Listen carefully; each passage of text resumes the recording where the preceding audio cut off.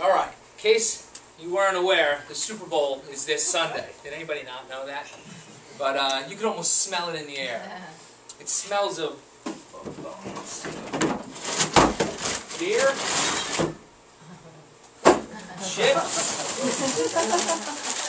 and cholesterol in general. So I'm going to go ahead and pass these around. Feel free to take some. These.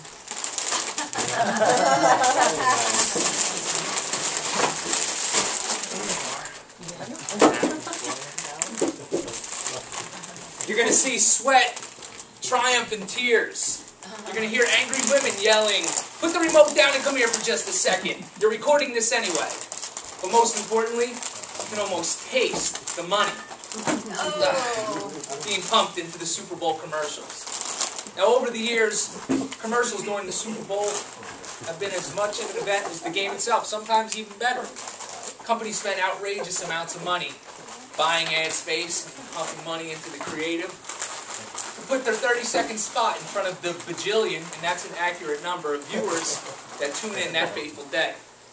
Now, some of the commercials are just plain awful, while others stand in our memories as works of art, as the moment that a company launches onto the scene. And you can recall Apple back in 1984 doing just that when they promised that changing the world, and they eventually succeeded in doing that. Now, this year, with the economy hurting, kind of wonder what are the Super Bowl commercials going to be like. We're going to see a sock puppet show from Ford and GM. Or maybe we'll see the CEO of AIG doing some kind of dance while sobbing uncontrollably. Or perhaps the executives of Fannie Mae and Freddie Mac feasting on the blood of the innocent. In other words, what do companies do when money is low, ad buys are high, and poverty sounds less like a Milton Bradley game and more like a horrible reality? I apologize. We have a problem with the timer. Both timers? No. Both timers? No. Okay, Well, then he's keep okay. timing. Keep going, sorry. Go. Well, the answer is easy. Not much.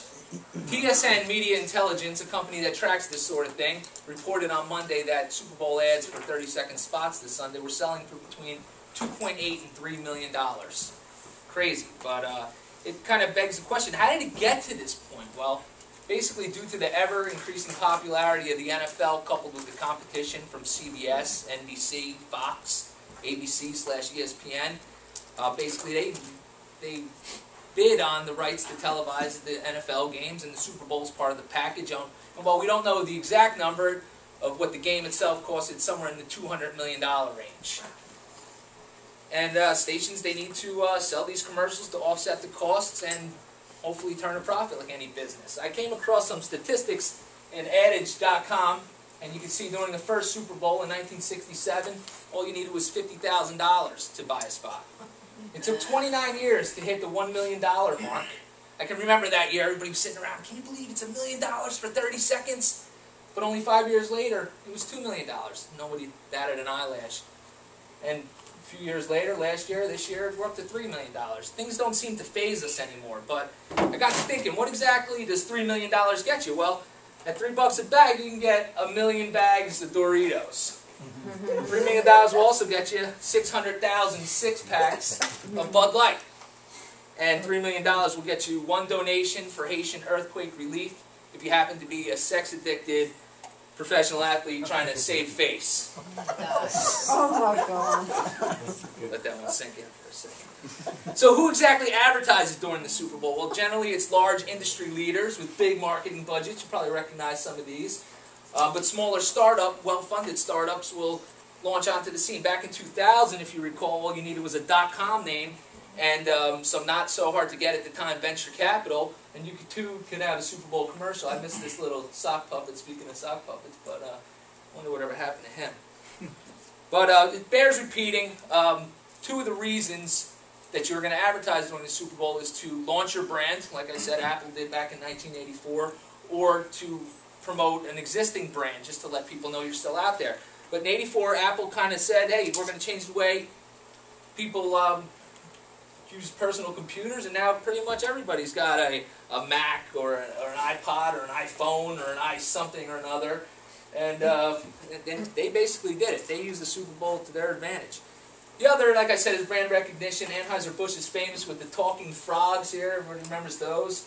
the Bud Bowl and the Wada commercials. Come on, you remember those, don't you? But my favorite of all time is this little ditty from E-Trade from 2004. Have a look. A lot of people are too fast to the markets, and hey, don't worry about it. I just look, you don't know how I'm gonna be and use E-Trades. Check it, click. I just bought stock. You just saw me buy stock. No big deal. I mean, if I can do it, you can do it.